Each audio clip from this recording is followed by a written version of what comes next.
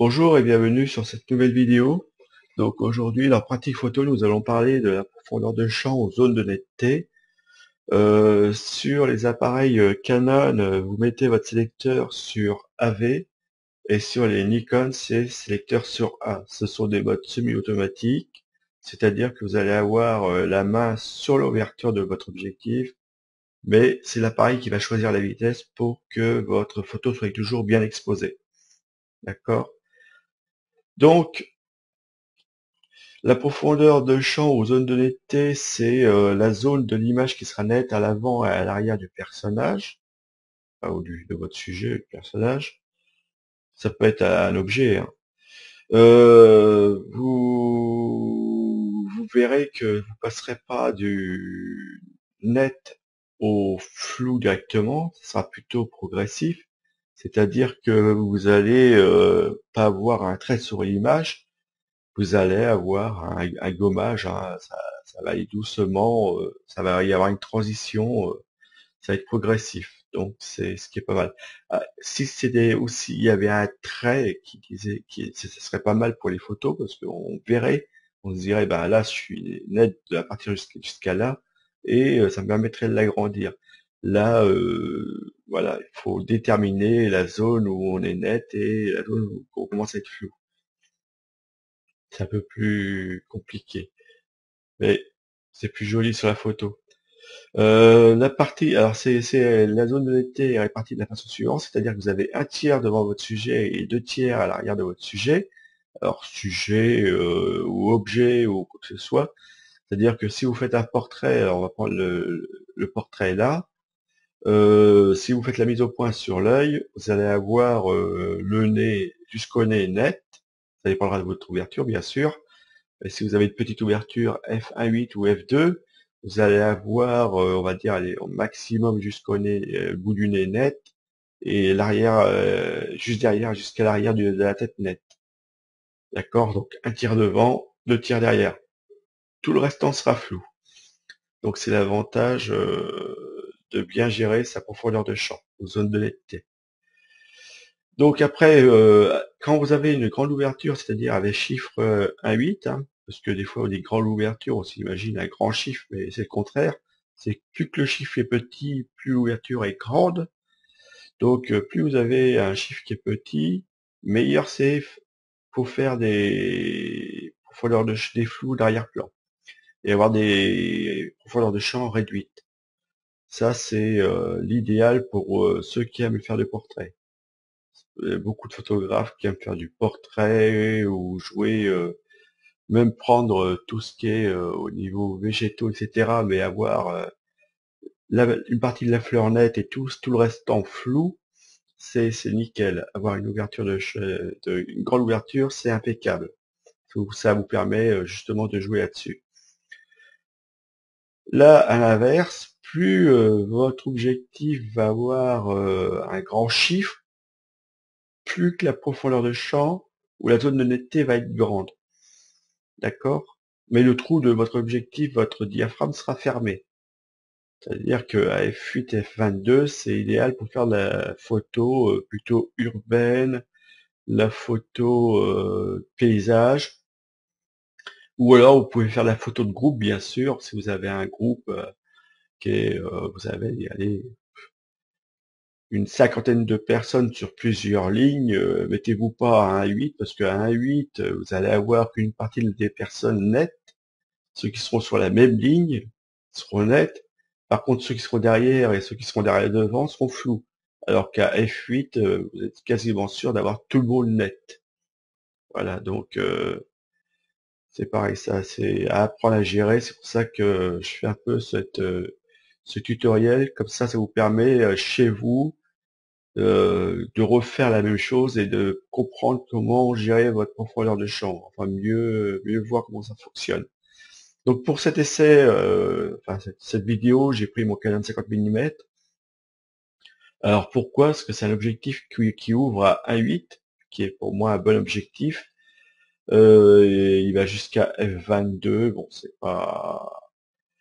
Là, c'est surtout, il pourrait aller jusqu'à f32, mais f22 suffisait largement pour cet essai. Donc F1.8, ça me permet d'avoir une ouverture, enfin une profondeur de champ, une zone de netteté très réduite. Donc ça va être vraiment au niveau visuel, vous allez voir, ça va être, vous allez tout de suite vous rendre compte de comment ça réagir, profondeur de champ. Et voici l'objectif. Donc c'est un 50 mm, c'est une focale fixe, hein, comme vous pouvez le voir. Il est conception excellente, bien que c'est tout plastique, hein. Pour ça qu'il coûte pas cher, il coûte à peu près 100 euros. Mais pour faire du portrait, la photo avec des arrière-plans flous, même du paysage, après en fermant le diaphragme, hein, vous allez vous amuser. Par contre, focale fixe veut dire pas de zoom, donc c'est vous qui bougez. Mais ça va vous aider à mieux cadrer autrement que si vous aviez un zoom. Donc pour cette démo, alors là pour Canon, vous me mettez sur le sélecteur sur AV, c'est un Nikon, vous vous mettez sur A, et nous allons passer de 1.8 à f2 progressivement. D'accord? Donc mon appareil est sur pied, et je vais mettre le sélecteur sur AV, et avec le sélecteur, eh ben, je vais fermer mon diaphragme. D'accord? Donc, quand j'ai 1.8, vous voyez que j'ai une grande ouverture. Donc ça va pas forcément ensemble. 1.8, grande ouverture, F22, petite ouverture. On s'attendrait plutôt au contraire, d'avoir 1.8, une petite ouverture, et F22, une grande ouverture. Mais bon, si vous voulez avoir un truc mémo machin chose, vous vous dites que 1.8, c'est la profondeur. Voilà, j'ai un petit chiffre, petite profondeur, grand chiffre, grande profondeur de champ, ou zone de netteté, d'accord? En image, c'est ce que ça donne. Donc là, c'est un truc que j'ai fait sur Excel, hein. Donc vous voyez que 1.8, vous avez juste cette petite zone là qui va être nette, alors que si vous prenez F22, vous avez cette grande zone de netteté. Donc vous voyez, vous avez beaucoup plus grand. Par contre, la répartition reste la même, c'est-à-dire un tiers devant, deux tiers derrière. Et les 1.8, là, ils sont pas coupés, mais j'aurai un tiers devant, deux tiers derrière.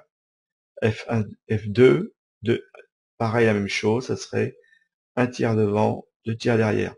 Et là, si j'avais un 4 ou un 2, ce serait la même chose, d'accord? À chaque fois, pensez à la répartition, c'est un tiers devant, deux tiers derrière. Peu importe l'ouverture. Donc là, j'ai ouvert à 1.8, donc c'est au maximum que mon objectif peut faire. J'ai fait la mise au point sur cylindre.